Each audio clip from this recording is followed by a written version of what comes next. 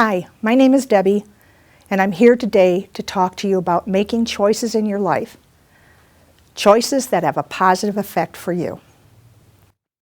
This is my daughter, Stephanie.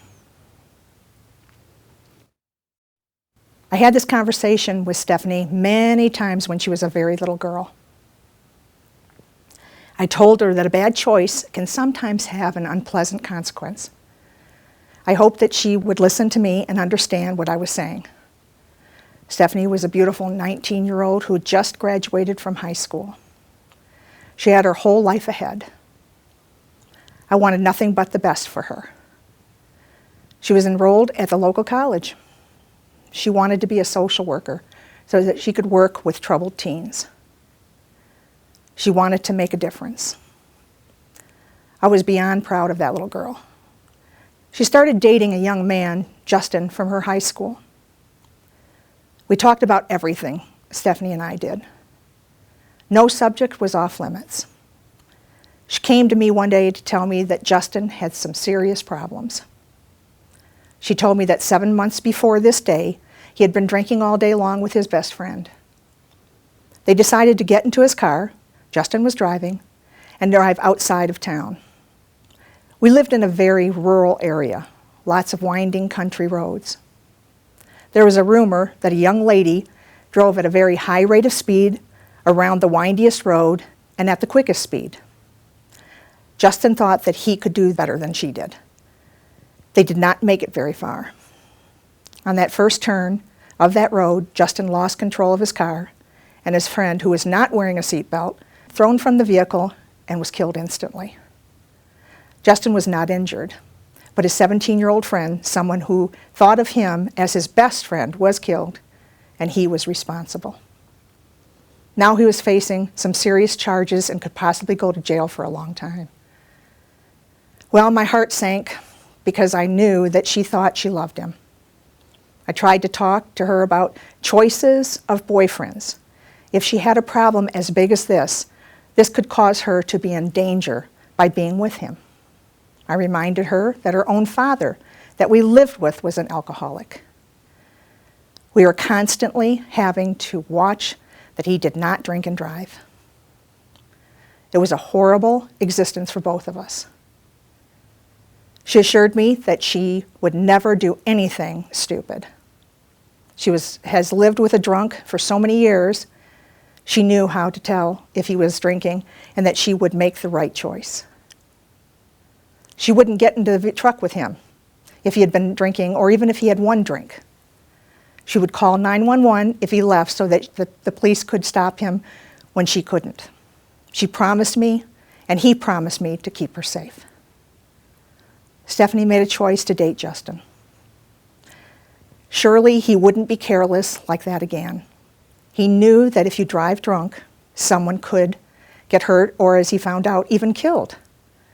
Surely he wouldn't make the same bad choice. Not again. It was Friday night. She went out early with Justin.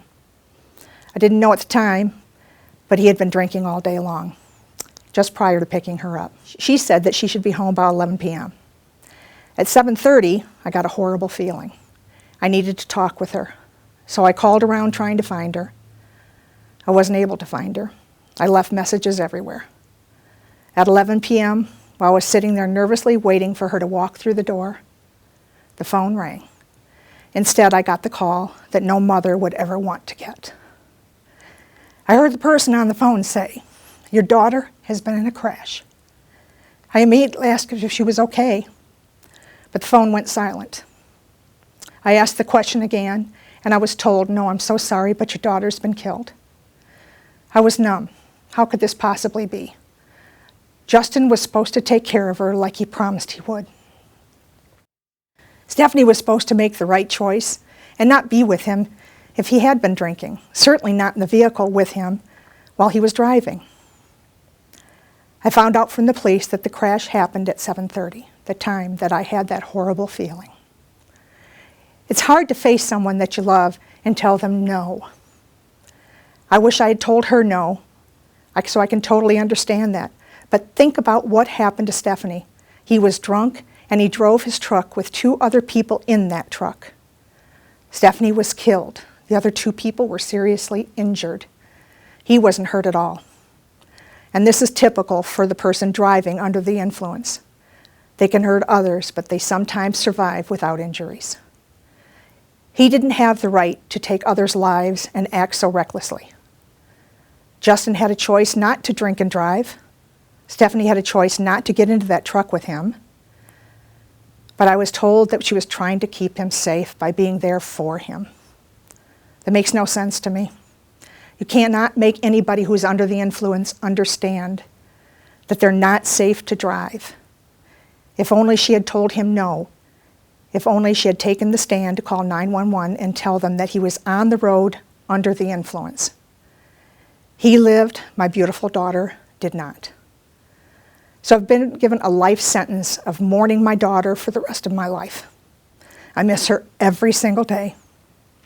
Think about how your parents or your friends will feel if you were the one that was injured or possibly killed. Don't make them live without you or you without them. Make a stand and make a good choice.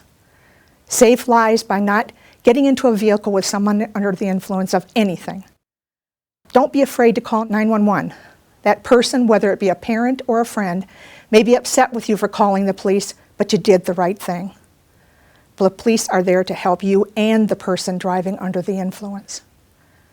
Think about the lives you can save by making that choice. It's a positive choice. Remember that all lives matter. You matter. Thank you for listening.